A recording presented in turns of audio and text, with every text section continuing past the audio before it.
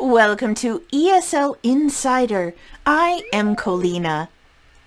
This is a two-part series where we will talk about different aspects of students from the continent of Asia, specifically students from China.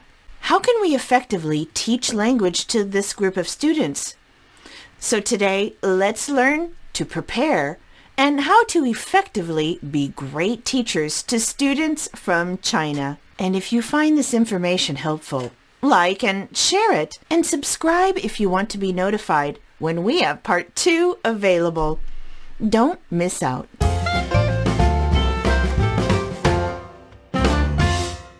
Let's talk about time differences. Now, China is a mind-boggling size.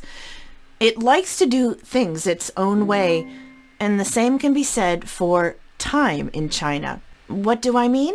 Despite the fact that China spans over a huge 5 time zones, guess how many time zones they officially have? 1 time zone. But how can that be? China combined the time zones into just one in 1949. The result is that in some regions the sunset can be seen as late as 10 p.m.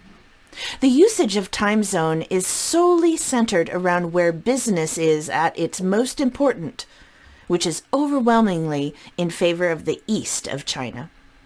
This leaves the west of China with some rather odd daylight hours. There also isn't daylight savings time. In China and several other Asian countries such as Japan, South Korea, Taiwan, and India, the daily clock remains unchanged throughout the year.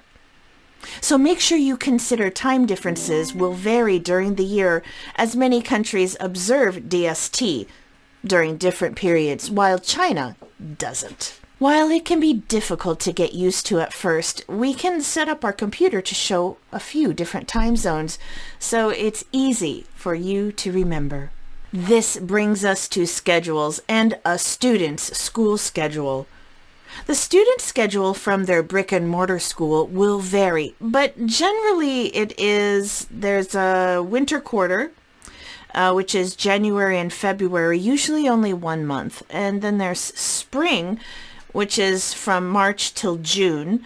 Summer is 2 months, somewhere between July and August. And then there's the autumn semester, from September to roughly December. Now, the parents will set up extra classes such as language lessons and other extracurricular activities after school time. The hot times in China is 5 p.m. to 9 p.m. China's time. So if students are not in their regular school for summer and winter, they generally have more lessons based on what parents want their child to focus on. So your availability on their time off is essential. And always keep in mind the hot times for students when setting up your availability. On VIP Learn, I had a student for only a summer term. She was very young. She was able to attend my lessons during the time I had available. However, when autumn term started, I couldn't continue with her. This was because I didn't set my availability to suit her brick and mortar school, so I lost her as a student, unfortunately. It is important to always have your schedule up to date with platforms such as VIP Learn so you won't miss any opportunities.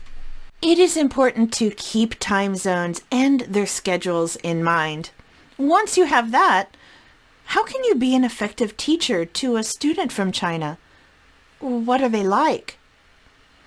Next time, we'll look at general personality and what could be a good teaching approach. So stay tuned for part 2, and I'll see you next time on ESL Insider.